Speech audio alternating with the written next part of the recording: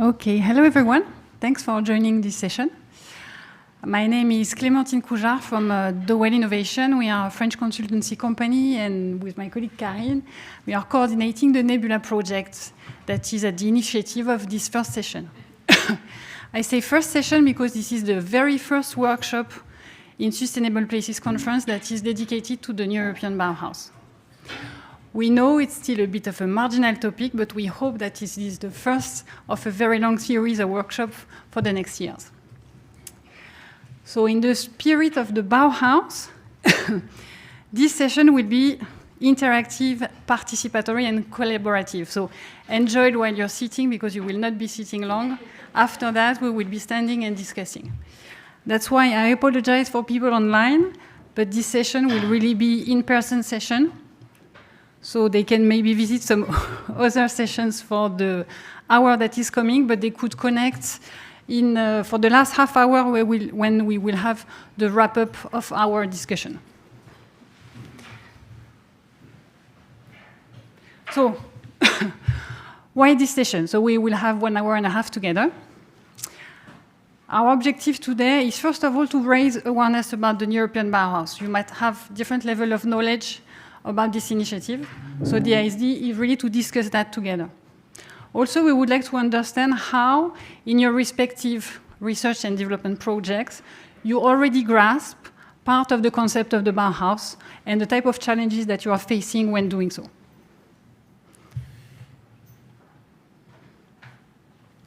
So here is how we will play for the hour and a half. I will make a very brief introduction about the European Bauhaus. Then we will break out into 3 groups, and we will work with the paperboards. We will have 2 rounds of working sessions. First of all, we will work on the 3 NEB values, and then we will work on the principles, the working principles. I'm going to introduce them briefly. And then for the last half hour, we will wrap up the discussion and maybe identify some solutions that could help for the next steps.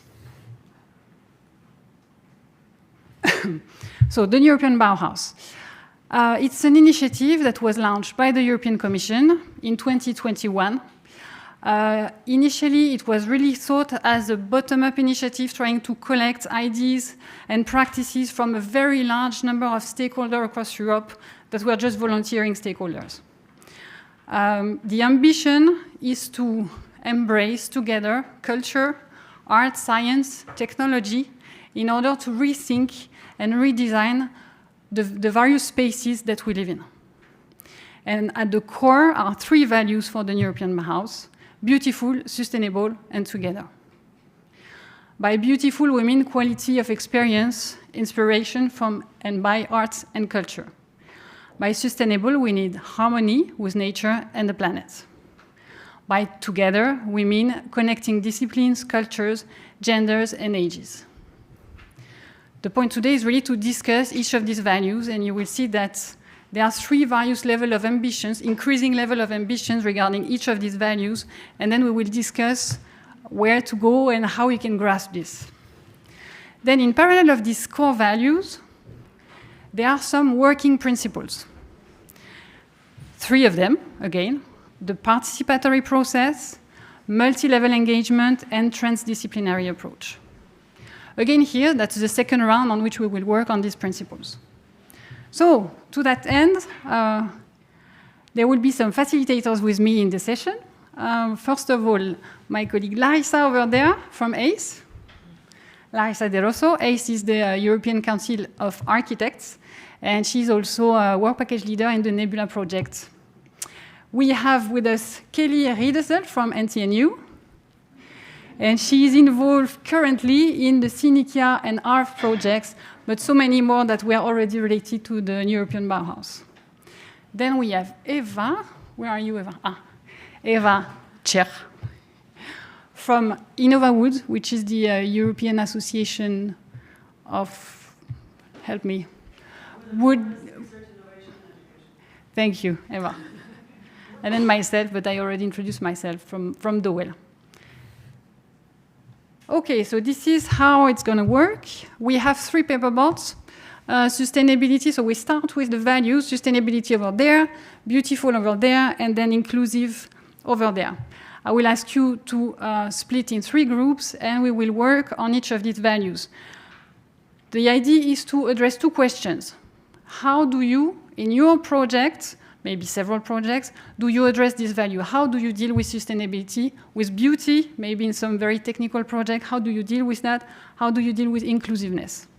Second part, second question, if you have already dealt with it or if you are starting, what are the challenges or the problems that you are encountering? This is because at the end we will discuss how we could solve these remaining barriers, what are the ideas we could collect to address them. So first round about the values and the second round about the working principles. There will be some sticky notes. I kindly ask you to indicate the name of your project that would help us relate your inputs with the various projects on which you are working. But before we start, I would like just to collect some information about you in the room, and I kindly ask you to use your smartphone, connect to this Slido, and answer the question about your profile. Faut un code ou pas? Oui, là. Ouais.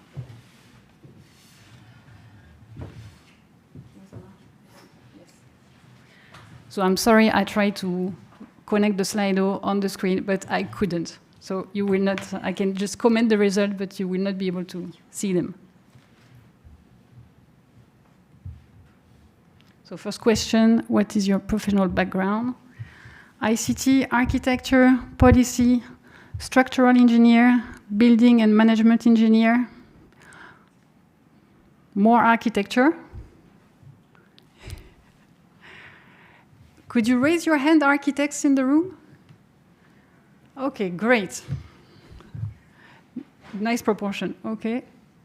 AI, co-creation, chemical engineering, material scientist. Huh? Okay, great. Okay, 3 more typing. I don't want to be too long, so I will quickly switch to the next question. Thank you. So we have a lot of diversity in background in the room. Now, next question is, what is the main focus of your organization, or maybe department if you are in a research center or in a university? Same if you are in a public authority. So it's just to check what is the variety of profiles in the room.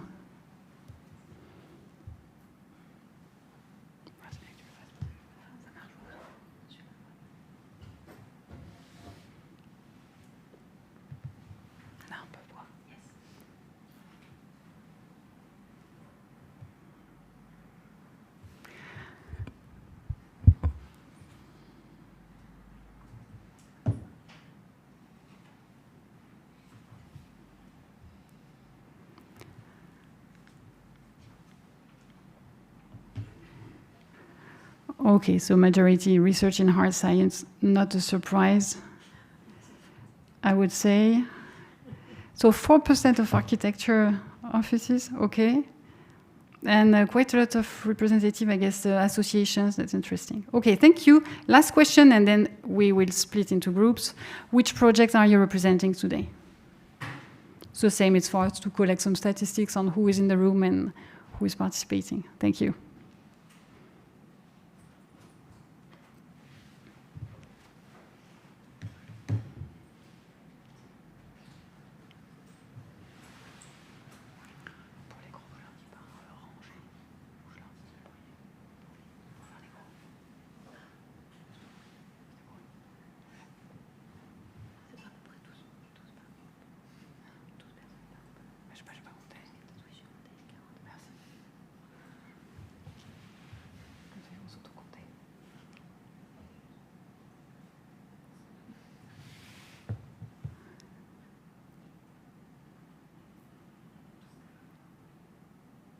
Okay, it seems that Lego Fit is overrepresented in the session. I'm looking forward to meeting you. Okay, that's a lot of projects. Thank you very much. So that was the easy part. I'm going to close shortly the poll and ask you to stand up. choose your first value. So anyway, each group will go to each value. We are going to circle around, so around 5 minutes per paperboard. So choose one. You should be around a dozen of people per paperboard. If too many people, we might ask you to change. And we will go with the first round. Thank you. So thank you, everyone, for your very active participation to this brainstorming discussion. So here we will try to wrap up a little bit the discussion. So I will start with sustainability. We will do it only for the 3 values. We had no time to have the full round about the working principles, but at least you had the opportunity to discuss one. So on sustainability, so just to sum up very rapidly the 3 ambitions, so as I presented, so there is the Compass. The Compass was an initiative from the European Commission to try to give some flesh to these 3 values and try to define them a little bit more with 3 levels of ambitions that should help us define how well we perform with our respective project with regard to the value. For sustainability, the first ambition is to rethink how you will use the raw material, the resources to produce, so to design your service, and how it will consume in its operation mode. The second ambition is to include the circular approach, how you consider the full life cycle, and also how you involve the stakeholders of the full value chain to really embed this life cycle approach. And the highest ambition, level 3, is related to regeneration, is how your solution can give back more than it takes in terms of resources. So what we discussed, briefly, we talked about bio-based material, we talked about energy efficiency solutions, we talked about the community of practice in order to ensure sustainability at different levels. So it could be environmental sustainability, but also social sustainability on the long term and the perennity of some good practices. Of course, the reuse of parts of buildings, of material, and the recycling and anticipating and considering recycling up from the design phase. We talked about stakeholder involvement, of circularity and whole life cycle approach. These are for the good practices or the topics that were addressed or considered in the project. Now, in terms of issues, challenges, problems that were listed, first one was the standards. So how, if you use recycled parts, reuse material, how do you ensure that they comply with some standards? Are they existing? How can you handle this question?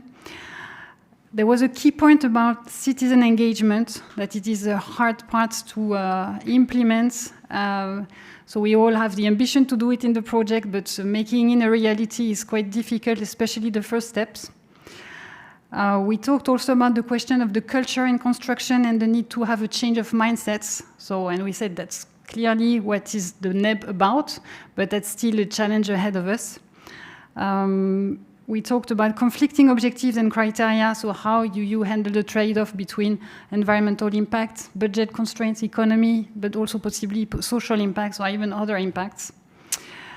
The lack of trust from some end users, future end users, and also possibly the lack of scientific evidence or the lack of evidence of benefits for everyone in the value chain, from the users to possibly the financiers as well. Some question of insurance as well. If you have some reused material, recycled material, some innovation, innovative products, you might have issues in terms of insurance. That can be a big barrier. And also question of market availability of some specific materials. Okay, that was just an overview of what we discussed related to sustainability. Who is next? Kelly, you ready? Yeah? All right, so I was the group inclusive or together, and we talked a lot about how do we relate to the word together versus how do we relate to the word inclusive, because they're similar but they're different, and we can all kind of relate to, okay, what it means to co-create, work together. This co-creation, co-development are words we use all the time in our projects. And we reshaped it a little bit because the process of the ambitions talks a lot about okay, let's include minorities, let's inclusive everybody, blah, blah, blah. So we reshaped it. How do we think about this in projects? Okay, our stakeholders. How do we make sure different perspectives are included? This includes local people living in the area. This includes our partners. And some of the solutions we discussed are being open and transparent, not being afraid to say, yeah, this didn't work out. We tried to have a workshop and 2 people came. Clearly it didn't work. How can we fix this to be more inclusive? And that led to a discussion about how do we tell the story? And the storytelling behind everything is based on where you are. You'll tell a different story if you're in Norway compared to if you're in Portugal. You can base it on what's important to the local area. Even a simple shift from, let's learn about energy communities. People are like, okay, what's that? What does this mean to me? Versus saying, how can you save money on your energy bill? People say, I relate to that. I'd like to save money. Let's do this. And did I miss anything, anybody? I think we had a lot of discussions around the storytelling aspect of it, being able to relate to people. Okay. Thank you very much, Kelly. Larissa. Now it's my turn. So, for us, it's about beautiful, and it's a quite challenged topic. I think we tackle the visual appealing aspect about feeling good, but then we dive in for the idea of sense of belonging. So beautiful doesn't have only the aesthetic dimension, but brings also a sense of belonging to us, but also a sense of identity. And then we dive a bit in the cultural heritage, but also not only cultural heritage, but I think we tackle also our personal history too. So our connection with buildings around us and spaces, and what connects us, to tell our own history through the spaces. So I think the concept of beautiful, it's also related to that. We talked about that.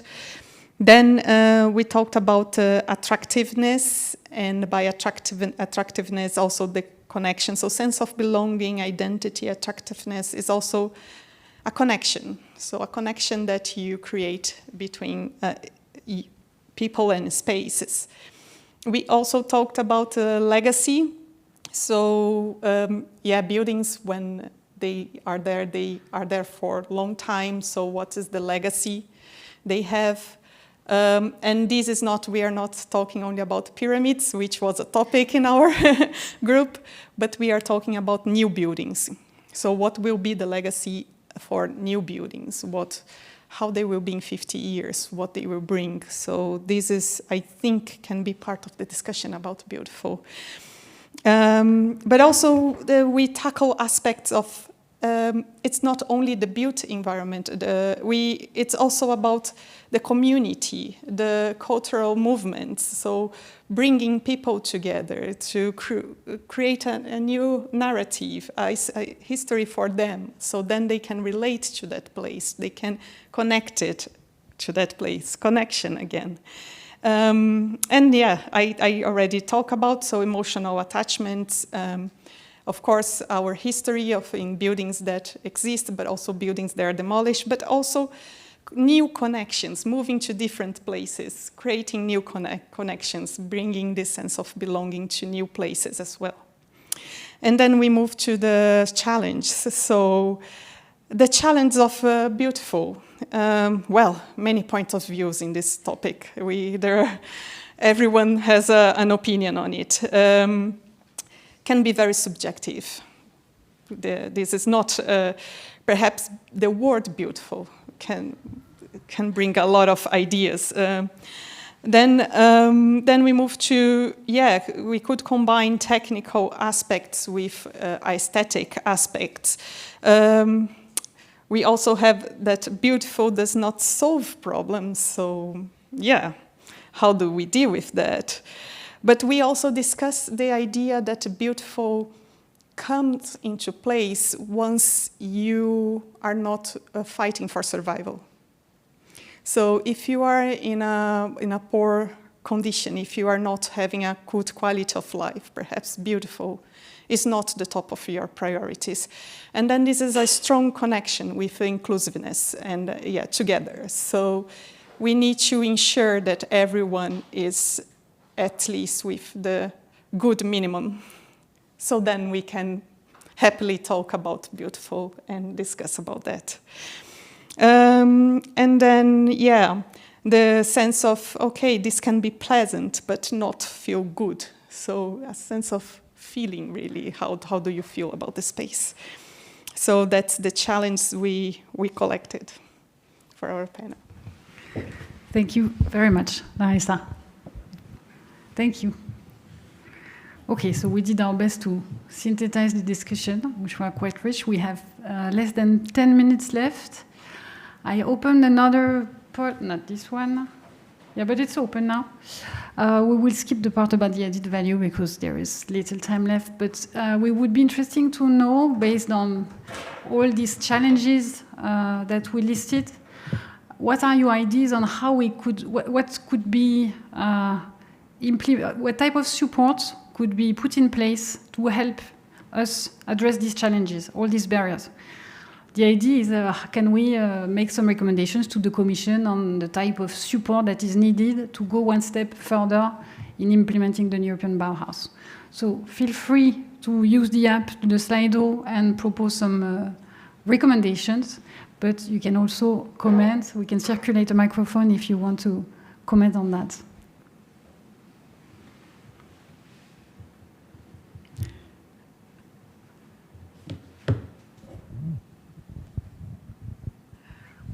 Love, I love. Any volunteer to start?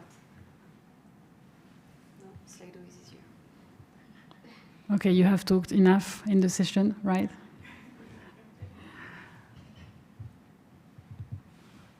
Okay, so I give you just 2-3 minutes to fill that in, and there will be a very last question in the Slido about this session. So you may have noticed that we tried to organize that one in a format that is a bit different from the other session in Sustainable Places, and we would be glad to have your feedback on that, see how we can improve for next year and the next European Bauhaus session. So I'll just leave you 2, 3, 5, 4 minutes with the Slido. Yes, please. Micro. Merci.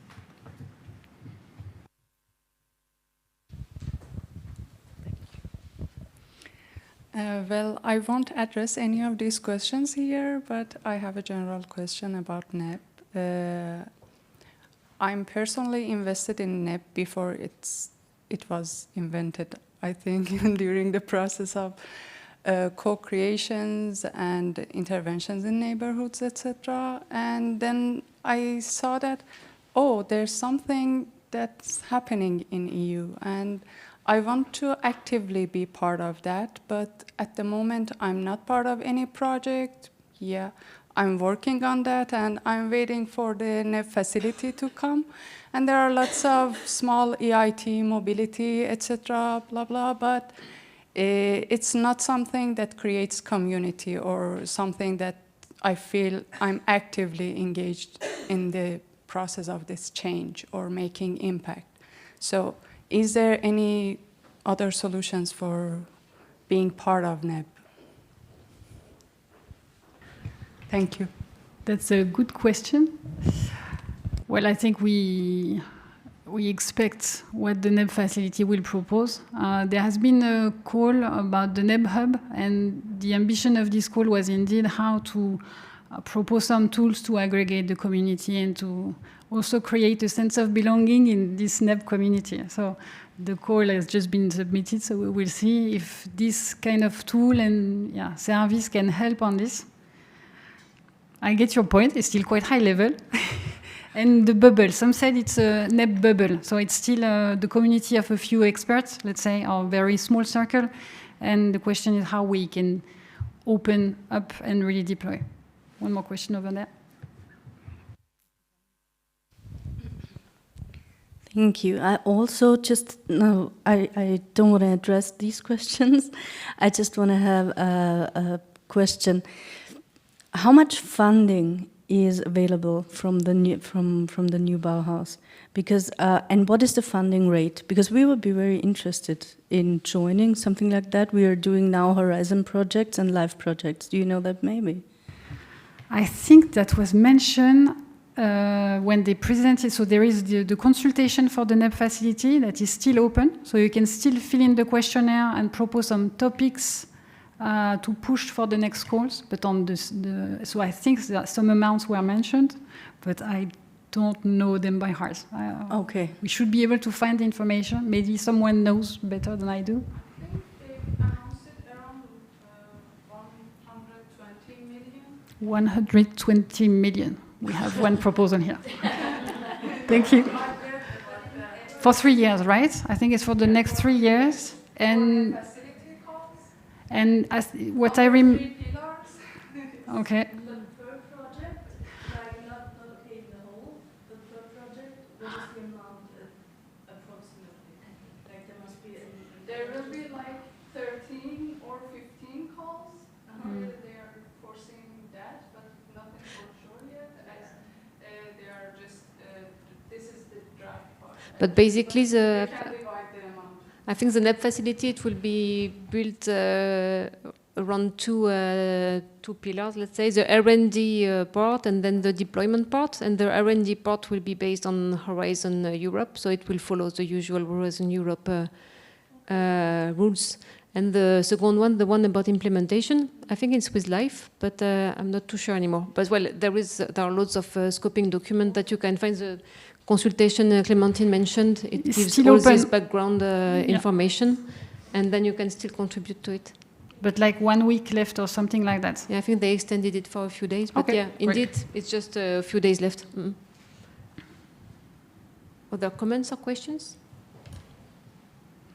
Okay, if not, I will close the session here. I will, as I said, I will let you, if you have a few minutes more, to comment on what you thought about the session so that we can improve for next time.